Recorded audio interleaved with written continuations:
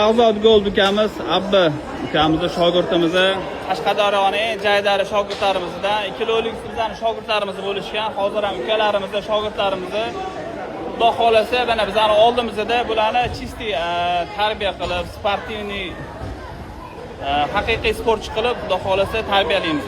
Bu yog'iga endi boshqacha bo'ladi. Oldindagi ana nima edi?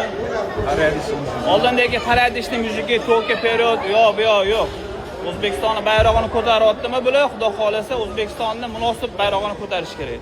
Men o'zim liga ochganman, bilasizlar, ligada media bayeslari bo'lmaydiganman, lekin Shahzod Goldini bo'ylarini ko'rgansizda shov qiladi. Abba ham xuddi shu shov qiladi, qo'llarini tushirib, konkretni kulachkalarda, Tailandda shov qilgan. Bizga shunaqa bayeslar kerakki, oktagonning ichida shov qilgan bayeslar kerak. Hozir internetda shov qilganlar ko'payib ketib qolgan. O'zbekistonimizning bayrog'ini ko'tarish tursa, hamma ularni ustidan kulyapti. Shuning uchun sizlardan iltimos qilamiz, shov qilmoqchi bo'lsanglar, chiqinglar, urishinglar, shov qilinglar.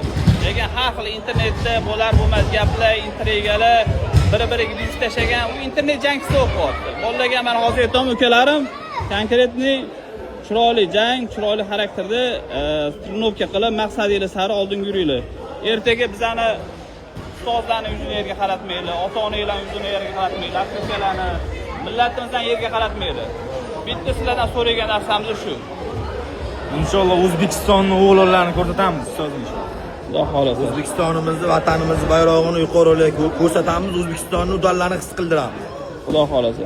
Mana shunaqa har doim sportchi, men yoshligimda aytishganda, skromniy bo'lish kerak.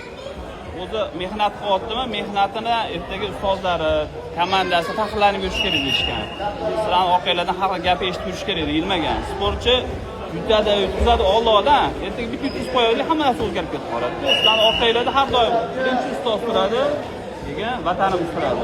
Iltimos qilamiz, bu yog'iga faqat gaz, mehnat, bog' qudratinglar bilan harakat qilinglar. Yutasizlar, yutkazasizlar, hech qachon sharmanda bo'lmaysizlar. Agar sizlar haqiqatdan tarbiyali sportchi bo'lsanglar, boshqa bo'lsanglar, ertaga sizlarga qarab mana bu yoshlarimiz ham hammasi shunaqa jang qilish qolib qoladi. Mike Taysonlarni ko'rganmiz, Habiblarni ko'rganmiz, ular haqiqatdan shov qilgan, hatto qilgan oktagonda, ringda qilgan. Inshaalloh sizlar ulardan ham zo'r bo'lasizlar. Duo qilinglar.